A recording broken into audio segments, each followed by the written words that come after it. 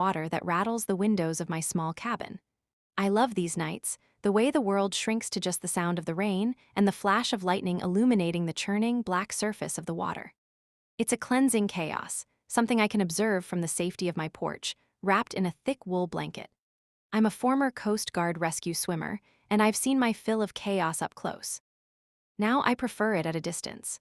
The low hum of a jet engine, far too close, cuts through the storm's roar. It's an unnatural sound, a mechanical scream against the fury of nature. I look up, scanning the bruised purple clouds, and see it, a sleek, dark private plane, its lights flickering erratically. It's descending, but not in a controlled way. It's falling. A sickening lurch hits my stomach as the plane's angle sharpens, its engine sputtering before it goes silent altogether. Then comes the impact, a tremendous concussive boom that echoes across the water, followed by a hissing, groaning sound as the aircraft is swallowed by the dark, cold lake. For a heartbeat, I do nothing. I tell myself to stay put, to call it in, to let someone else handle it. My rescue swimming days are over. But the training is a muscle memory that doesn't care about retirement. My body is already moving, throwing off the blanket and running for the boathouse. My old Zodiac, a stubborn inflatable I use for fishing, is still there. The engine sputters to life on the third try, a familiar, reassuring sound in the sudden heavy silence left after the crash. I steer the small boat into the waves, the wind whipping rain into my face so hard it feels like tiny needles. The smell of jet fuel and panic hangs in the air, a scent I know all too well. If slow burn romance with high stakes is your thing, hit subscribe. Now back to the story. I find the wreckage a few hundred yards from the shore, a dark shape sinking rapidly, its tail section the only part still visible, angled up like a grim marker. A single emergency light blinks weakly from the fuselage, a dying heartbeat in the vast darkness. I cut the engine, letting the boat drift, and scan the debris field. Nothing. The water is black and unforgiving, and the plane is gone. My heart sinks. A cold dread washes over me, a feeling of failure that I thought I'd left behind. Then I see it. A hand, pale against the dark water, breaks the surface about 50 feet from where the plane went down. It's followed by a head, gasping for air. I'm moving before I can think, grabbing a rescue line and kicking off my boots. The water is a shock, a brutal, icy cold that steals my breath and seeps into my bones instantly. I swim with powerful, practiced strokes, my eyes locked on the struggling figure. He's trying to stay afloat, but one of his arms hangs at a strange, unnatural angle, and he's barely moving. I reach him just as his eyes start to close, his body going limp. "Hey," I shout, my voice raw, "stay with me." I grab him by the collar of his expensive-looking shirt, now soaked and torn. He's heavier than he looks, a dead weight of muscle and fine fabric. I loop the rescue line under his arms, knotting it with trembling, numb fingers. He groans, a low, pained sound, and his eyes flicker open for a second. They are a startling, piercing gray, sharp and intelligent even through a haze of pain and shock. He looks at me, really looks at me, and for a moment, the storm, the cold, everything fades away. It's just the two of us, connected by a thin rope in the middle of a dying storm. Then his eyes roll back and he's out again. I start the slow, agonizing process of pulling us both back to the Zodiac, my muscles screaming in protest. Every pull is a battle against the weight of him and the drag of the water. By the time I get him into the boat, I'm exhausted, my body shaking uncontrollably from the cold and adrenaline. He's bleeding from a deep gash on his forehead, and his shoulder is clearly dislocated. I don't have much on my boat, but I have a basic first aid kit. I press a sterile pad to his head wound, my fingers fumbling with the packaging. He's completely unconscious, his breathing shallow but steady. I can feel the steady, powerful beat of his heart under my hand as I press down, a fragile rhythm I'm determined to protect. I start the engine and turn the boat toward the warm light of my cabin, a tiny beacon of safety in the overwhelming darkness. Getting him from the boat to my cabin is a nightmare. I'm half carrying, half dragging his dead weight across the wet grass, my own legs threatening to give out with every step. I lay him down on the thick rug in front of the fireplace, the only place in the small cabin with enough space. The fire I'd built earlier has dwindled to embers, but the room is still warmer than the outside world. I work quickly, my training taking over. I cut away his ruined shirt with a pair of trauma shears, revealing a broad, muscular chest covered in a lattice of old scars, a roadmap of a life far more violent than my own. The head wound is the most immediate concern. I clean it as best I can, my movements practiced and sure despite the tremor in my hands. The dislocated shoulder is next. I know how to do this. I've done it before. But doing it on a stranger, on a man who radiates a dangerous energy even when unconscious, is different. I take a deep breath, position myself, and pull. There's a sickening pop as the joint slides back into place. He doesn't even flinch, just lets out a low, guttural groan. I wrap his shoulder tightly, then cover him with every blanket I can find. I sit back on my heels, exhausted, and just watch him breathe. The storm has passed, leaving behind a clean, washed world and the sound of dripping water from the eaves.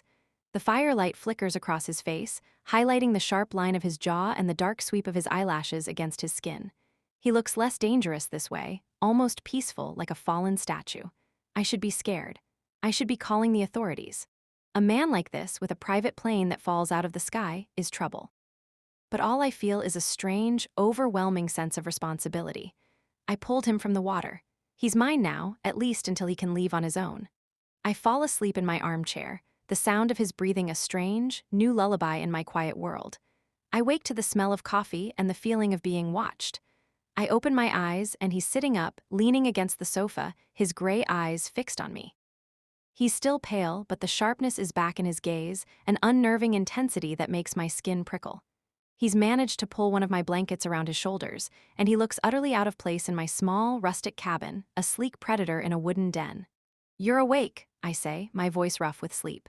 I stand up, my muscles protesting, and start fussing with the fire to avoid looking at him. "How are you feeling?" "Like I was pulled from a sinking jet," he says.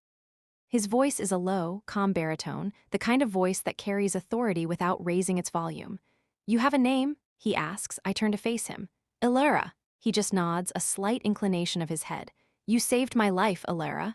It's not a question, it's a statement of fact. "It was either that or let you drown," I reply, trying to sound casual. It seemed like the better option at the time. A ghost of a smile touches his lips, so fleeting I might have imagined it. "A pragmatic choice." He shifts his weight, and a flicker of pain crosses his face. "Your shoulder," I say, taking a step forward. "You dislocated it. I put it back, but you should still see a doctor." "I will."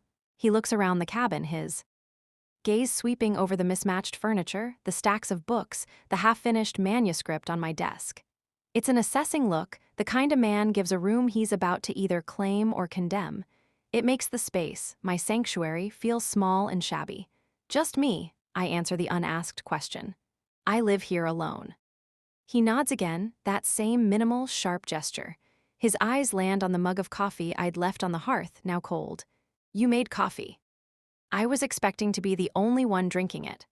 I move to the small kitchenette, my back to him, and rinse the mug. The clink of ceramic against the stainless steel sink is unnaturally loud. I can feel his gaze on me, a physical weight. I need to think. I need to process. A man crashes into the ocean, I save him, and now he's sitting in my living room like he owns the place. The logical, sane part of my brain is screaming at me to call the Coast Guard, the police, anyone. But another part, the part that's drawn to stories, to the dark underbelly of the world I so often write about, is captivated. And the part of me that still feels the ghost of his cold, dead weight in my arms feels a tether of responsibility I can't just shake off. "Do you remember what happened?" I ask, turning around and leaning against the counter. I need to gauge his state of mind, his memory. "Explosion," he says, his voice flat. "Then water." He flexes the fingers of the hand on his uninjured arm, testing them. "My pilot didn't make it." The statement is delivered without a trace of emotion, a simple fact. It chills me more than any show of grief would. This is a man accustomed to loss, to death. "I'm sorry," I say, because it's the thing you're supposed to say. He dismisses it with a slight shrug, then winces as the movement pulls at his shoulder. He knew the risks. His eyes, those piercing gray eyes, find mine again. "What did you see before the crash?" "Just the plane. It was on fire. I saw it go down." I keep my answer simple, truthful. I don't mention the frantic, desperate swim, the way I'd had to fight to get him into the boat. He doesn't need to know his moment of weakness. He seems to accept this, his gaze unwavering. "And after, when you pulled me out?" This is it, the test. I can feel it in the sudden stillness of the room. He's not just making conversation. He's probing, looking for a lie, a crack in my story. "There was nothing," I say, holding his gaze. "Debris mostly, the plane sank fast, I just saw you." It's the truth mostly, I didn't see anything else. But my memory, my curse, my gift, it recorded everything. Every floating piece of twisted metal, every scrap of fabric, every glint of light on the churning black surface. I just haven't had a moment to process it, to replay the high-definition film in my head. He watches me for a long moment, his expression unreadable. Then, slowly, he begins to pat himself down with his good hand. His chest, his trousers, the inside of his jacket, which is draped over a chair near the fire. His movements are methodical, precise. At first, I think he's just checking his injuries, but then a different kind of tension enters his body. It's subtle, a tightening of the muscles in his jaw, a stillness in his chest that has nothing to do with pain. He stops. His hand hovers over the empty pocket of his trousers. The air in the cabin changes. It grows thick, heavy, charged with a sudden, violent energy that has nothing to do with the storm outside. The calm, authoritative man is gone, and in his place is a predator that has just been cornered. "Where is it?" he asks. His voice is still low, still calm, but all the warmth has been leached out of it, replaced by something cold and sharp as broken glass. "Where is what?" I ask, my own voice barely a whisper. My heart is hammering against my ribs, a frantic drumbeat of fear. He pushes himself to his feet, swaying slightly but ignoring it. The blanket falls away, pooling at his feet. He's wearing only his ruined trousers, his torso a tapestry of old and new wounds. He takes a step toward me, and I instinctively take one back, pressing myself against the kitchen counter. There's nowhere to go. "My pocket," he says, his eyes locked on mine. There was something in my pocket, a small black case. "I didn't take anything," I say, and it's the truth. I was focused on saving him, on the gash on his head, the dislocated shoulder. I wasn't thinking about his possessions. He takes another step, closing the distance between us until he's towering over me. I can feel the heat radiating from his skin, smell the scent of the sea, blood, and something else, something dark and uniquely him. He raises his hand, not to strike me, but to brace it on the counter on either side of my head, caging me in. I'm trapped. "Don't lie to me," he whispers, and the whisper is more terrifying than a shout. "I am not a man you want to lie to. You went through my pockets. You took something. What was it?" "I swear to you, I didn't," I say, my voice shaking. My mind is racing, replaying the rescue, the frantic struggle in the water, pulling him into the boat, cutting his shirt, pressing the pad to his head. Did something fall out? A small, black case. I don't remember a case. I don't remember anything but him. His gray eyes search my face, looking for any sign of deception. He's so close I can see the flecks of silver in his irises, the tiny, healed scar just above his left eyebrow. He's a man who has lived 100 violent lives, and I can see all of them in his eyes. "People who take things from me," he says, his voice dropping even lower, "tend to have very short, very unpleasant futures. So you will tell me what you took, and you will tell me now. Or I will start breaking things, Alara. And I am very, very good at breaking things." The threat hangs in the air, palpable and suffocating. This is the man from the stories, the merciless boss, the killer. I saved a monster, and now he's going to devour me, but I have nothing to give him. And I realize with a cold, sickening certainty that the truth won't save me. He doesn't believe me. He's already decided I'm a thief, an enemy. My mind, in a desperate, final act of self-preservation, does what it does best. It rewinds. It plays the film. I see the pale hand breaking the surface. I see the gray eyes, clouded with pain. I feel the weight of him, the slickness of his wet shirt. I see my own hands, fumbling with the rescue line. I see the glint of the emergency light on the water.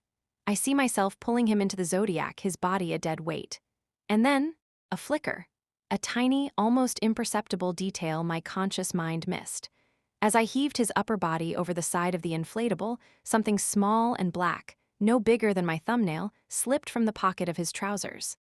It fell onto the rubber floor of the boat, a dark speck against the gray, and was kicked under a bench by my boot. I didn't see it. I didn't register it. But my memory did. It's not a case. It's a card, a memory card, and it's still in my boat. The realization hits me with the force of a physical blow. I have it. I have the thing he's willing to kill for. I can't tell him. If I tell him, he'll take it and he'll kill me. If I don't tell him, he'll think I'm lying and he'll kill me. I am caught in a trap with no way out. My fear must be plain on my face because he misinterprets it. He thinks I'm about to confess. A flicker of triumph, cold and hard, crosses his features. "Ah," he says softly, "so you do remember." I have to play a part, I have to lie, but I have to make it the most convincing lie of my life. I didn't take a case, I say, forcing my voice to stay steady, forcing myself to meet his gaze. But when I was pulling you into the boat, something fell. It was small. It might have fallen into the water. I didn't pay attention. I was trying to keep you from drowning. I forced the words out, my voice trembling but clear. I let my gaze drop, feigning a mixture of shame and fear that isn't entirely an act. It was so small. It could have been anything, a piece of debris from your pocket. I'm sorry. The silence stretches, thick and suffocating. His body doesn't move, still a cage of heat and menace around me. I can feel his breath, slow and even, against my cheek. He's thinking, calculating. The predator is deciding whether the prey is worth the effort or if it should just be crushed. Then, slowly, he straightens up. The pressure on either side of my head vanishes and I can breathe again, though the air still feels thin and sharp. He takes a step back, his eyes never leaving mine. The predatory intensity is still there, but it's banked, hidden behind a mask of cold control. Describe it, he says. His voice is flat, devoid of emotion. It's not a request. My mind, my cursed, perfect memory, provides the answer instantly. I see it again, the tiny black rectangle tumbling in slow motion through the air. It was a memory card, I say, keeping my voice low. A microSD. It was in a small, black plastic adapter, the kind you click into a full-size SD slot. It fell. It fell out of your trouser pocket as I pulled you into the boat. It bounced once on the rubber floor and then, it was gone. I let the lie hang there, the finality of it. Gone. Lost to the sea. He watches me, his gray eyes like chips of stone. He's looking for the lie, for the flicker of an eyelid, the slight hitch in my breath that would betray me. But I'm not lying about the description, only the destination. My memory gives me the truth to sell the falsehood. You saw this clearly? He presses. The emergency light on my boat was on, I say, which is true. It caught the light, just for a second, like a tiny black star. The poetic image slips out before I can stop it, a journalist's habit of finding the right phrase. A muscle in his jaw ticks. He turns away from me and walks toward the fire, his movement stiff with pain and frustration. He stares into the flames, his broad back a wall of muscle and tension.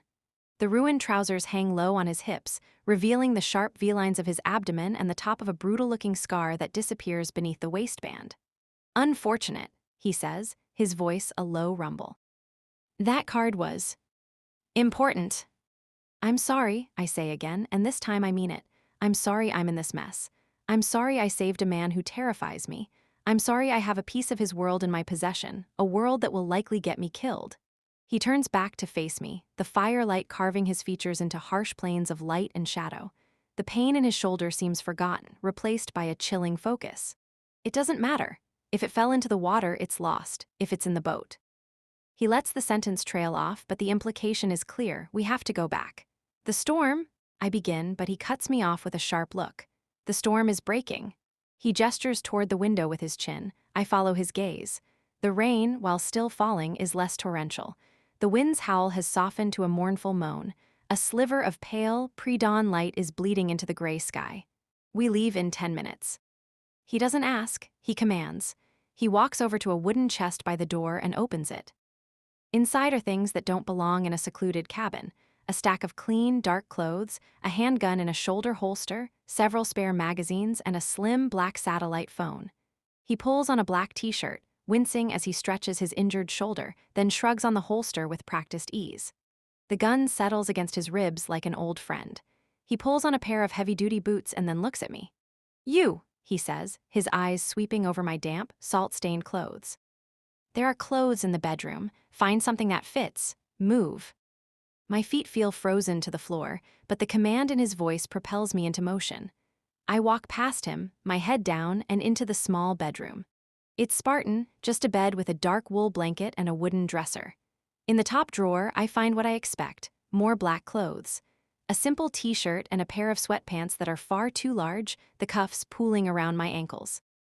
I pull the drawstring as tight as it will go and tie it in a knot. The shirt smells faintly of laundry detergent and something else, something clean and masculine that must be him. When I come out, he's on the satellite phone, his voice low and urgent. He's speaking in a language I don't recognize, sharp and guttural. He ends the call without another word and slips the phone into his pocket. His eyes meet mine. Stay close to me, he says. Don't talk to anyone. Don't look at anyone. You are with me. You belong to me. Is that understood? The words send a shiver through me, a mix of fear and something else I refuse to name. It's a claim, a branding, but it's also a shield. For now, belonging to him is the only thing keeping me alive. I just nod, my throat too tight to speak.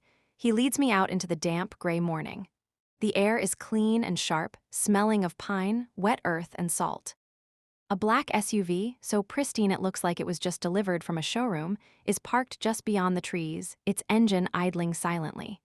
He opens the passenger door for me, a gesture that feels absurdly chivalrous given the circumstances.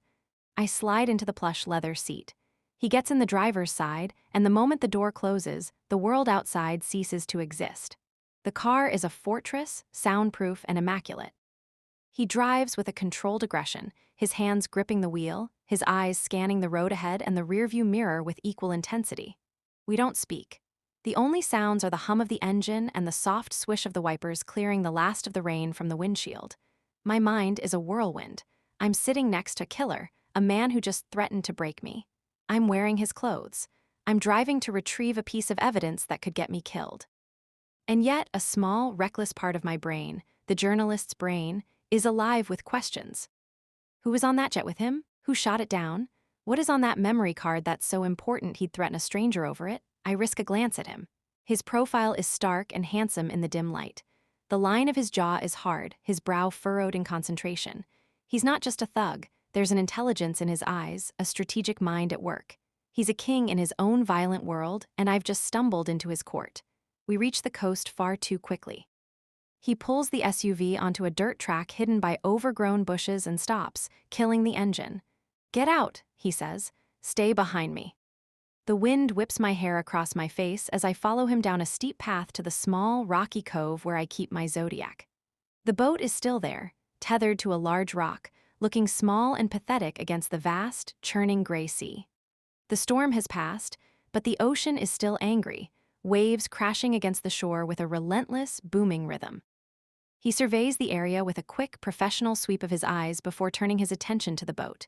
"Get in," he orders. I climb into the inflatable, the rubber slick with spray. He follows, his movements surprisingly agile for a man with his injuries. He doesn't bother with the small outboard motor. He just grabs the rope and pulls us deeper into the water with one powerful arm, his biceps straining. "Now," he says, his voice barely audible over the roar of the waves. "Now," he says, his voice barely audible over the roar of the waves. "Start looking." He doesn't have to specify what. The card. The lie of woven is now a net I have to navigate, and one wrong move will tangle me completely. I nod, my throat tight, and turn my attention to the floor of the Zodiac. It's a mess of tangled ropes, a small, empty cooler, and a few scattered fishing lures.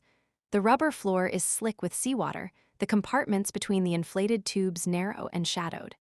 I get on my hands and knees, the damp fabric of the sweatpants soaking up the cold water instantly. My memory is a curse and a gift right now. I can see it perfectly. The black rectangle, no bigger than my thumbnail, slipping from the folded seam of his trouser pocket. I see it catch the green glow of the emergency light, a fleeting spark. I see it bounce, a silent, weightless hop, and land not on the floor but perfectly, impossibly into the small, open pocket of my own camera bag, which was lying beside me. It was a 1-in-a-million shot, a piece of insane luck I didn't realize I had until I was back on shore, my hands shaking as I unpacked my gear. I have to make him believe it fell into the sea. I run my hands over the rubber, my fingers tracing the grooves and seams. It was right here, I say, my voice trembling slightly from the cold and the fear. I pat the exact spot where I remember it falling. It bounced, and then it slid toward the drain plug. I point to a small, black plastic disc in the center of the floor. It must have gone right out. He says nothing. He just watches me, his presence a heavy weight at the stern of the small boat. The waves lift us and drop us with a sickening lurch. I can feel his eyes on my back, on my hands, dissecting my every movement. I continue my search, knowing it's futile, knowing it's a performance. I check under the ropes inside the cooler. I pull my hand back, my fingers scraped by a rogue fishing hook. "Nothing," I say, looking up at him. The gray light of dawn makes his face look like it's been carved from granite. It's gone. He doesn't react, not with anger, not with frustration. He just looks past me at the churning, gray water. The silence stretches, broken only by the crash of waves against the rocks and the cry of a distant gull. It's more terrifying than if he'd shouted. It's the silence of a predator considering its next move. "Get up," he says, his voice flat. I scramble to my knees, then my feet, the boat rocking precariously. I steady myself against the side, my knuckles white. "Take off your shirt." My heart stops. "What?" "Your shirt is wet," he says, as if explaining something to a child. "If you're going in the water, you won't last 5 minutes. Take it off." In the water, the words are a choked whisper. The ocean is freezing, the waves still powerful. I'll be smashed against the rocks. "The card is not on the boat," he states, his eyes locking onto mine. There is no doubt in his voice, only a chilling certainty. Which means one of two things. It went out the drain plug, as you say, in which case it's on the seabed below us. Or, he pauses, letting the unspoken possibility hang in the air. "You are a very good liar, and you have it." He takes a step toward me, his large frame crowding the small space. "I am going to find out which. If it's down there, you will find it. Your photographic memory should give you an advantage. You remember the exact spot it fell. You remember the trajectory. You will find it." He's testing me, pushing me past my breaking point to see what I'm made of, to see if my lie holds up under the ultimate pressure. My mind races. I can't dive. I won't find anything. And when I come up empty-handed, what will he do? His patience, already threadbare, will snap. I can't," I stammer. "It's too rough. I'm not a diver." A flicker of something crosses his face. Impatience, contempt. "You can and you will, or I will tie a weight to your ankles and drop you overboard. Your choice. At least this way you have a chance." He gestures to my shirt again. "Now." My fingers fumble with the hem of the black t-shirt. It's his shirt. It smells of him. Pulling it off feels like shedding the last layer of my armor. I'm left in just my simple cotton bra, the cold air instantly pebbling my skin. I cross my arms over my chest, a futile gesture of modesty. He ignores my vulnerability. He shrugs off his own black jacket, revealing the shoulder holster and the hard lines of his torso through the thin t-shirt. He drapes the heavy, leather-lined jacket around my shoulders. It's impossibly warm, smelling of gun oil and his clean, masculine scent. The contrast is dizzying. He threatens to drown me, then gives me his coat. "Don't move," he commands, and then before I can react, he places his hands on my waist. His grip is like iron, his palms hot against my cold skin. In one fluid, powerful motion, he lifts me and places me on the edge of the boat, my legs dangling over the side. The gray water swirls below, menacing and cold. "Look down," he says, his voice right beside my ear. "You see that rock, the dark one, just under the surface? That's where the boat was. The card will be somewhere in that vicinity. The current isn't strong here. It won't have gone far." I stare into the murky water, my heart hammering against my ribs like a trapped bird. I can't see anything.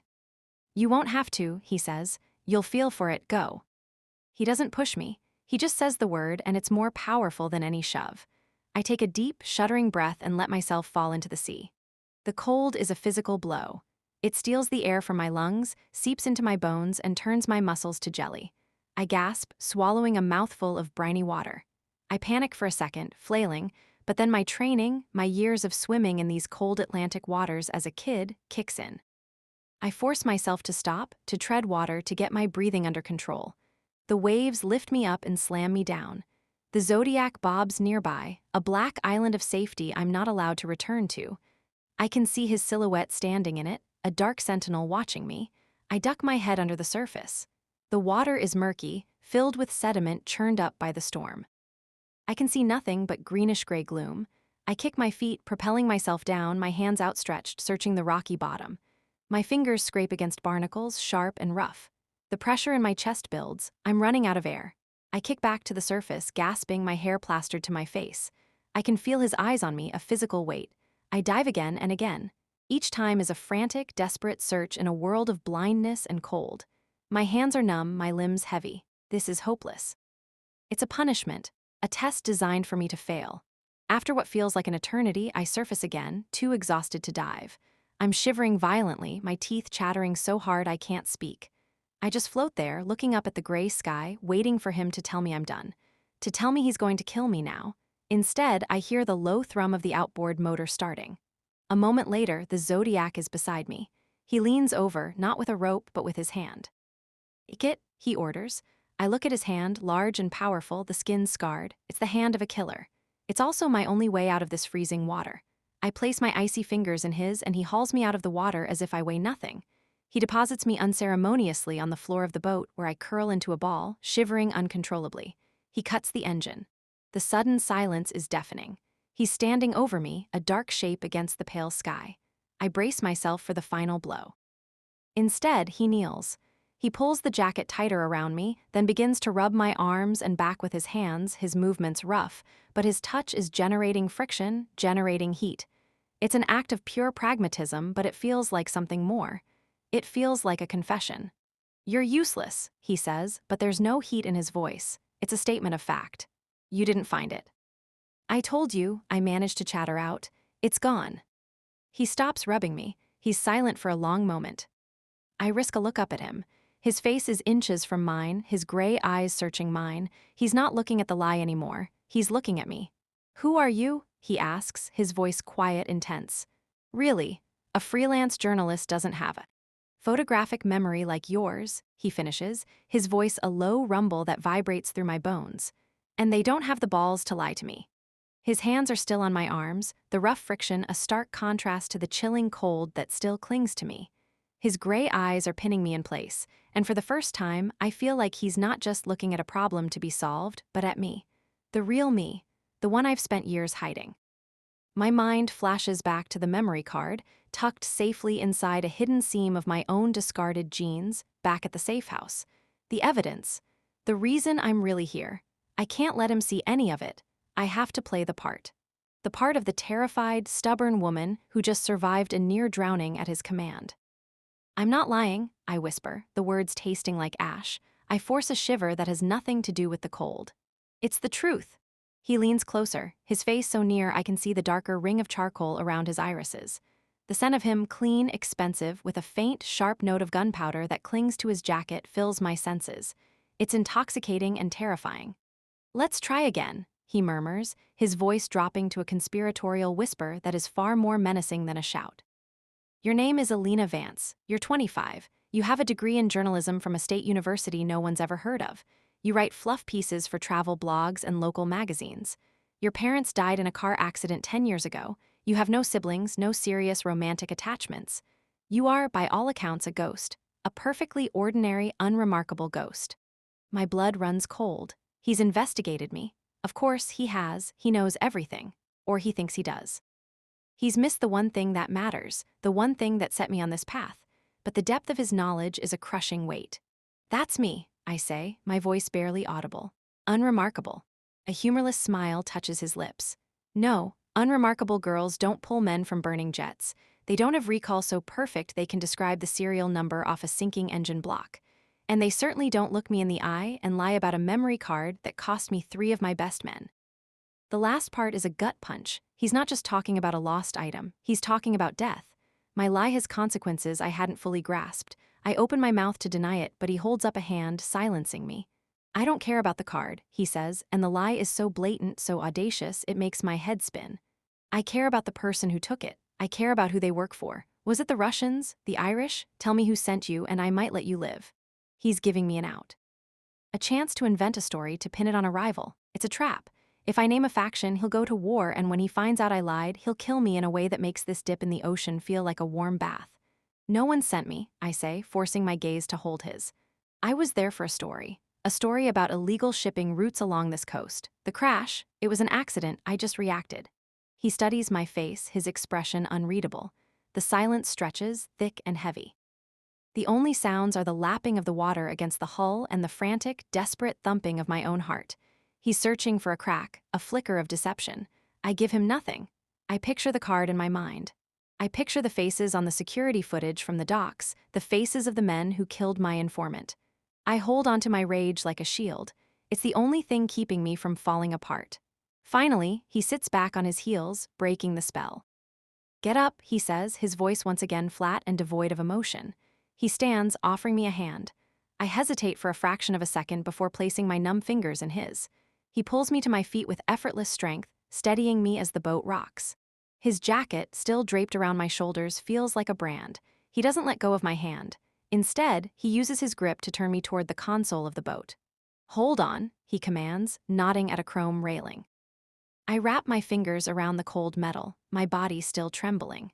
He moves with an economy of motion that is both graceful and deadly. He starts the engine, the roar shattering the quiet, and expertly maneuvers the Zodiac away from the rocks, pointing the bow back toward the hidden cove and the safe house. The wind whips my wet hair across my face, and I huddle deeper into his jacket, the leather creaking softly. He stands beside me, one hand on the throttle, the other resting casually on the holster at his hip. He doesn't look at me, but I can feel his awareness like a physical touch. He's thinking, reevaluating. The dive wasn't just a punishment, it was a data-gathering mission. He wanted to see how I'd perform under extreme duress. He wanted to see if I'd break. I didn't, but I didn't find the card either. So now I'm an anomaly, a liar with a spine of steel. And that, I suspect, makes me more dangerous to him than if I'd simply confessed. The ride back is short and brutal. The spray kicks up, cold and sharp, but I barely feel it. My mind is racing, trying to anticipate his next move.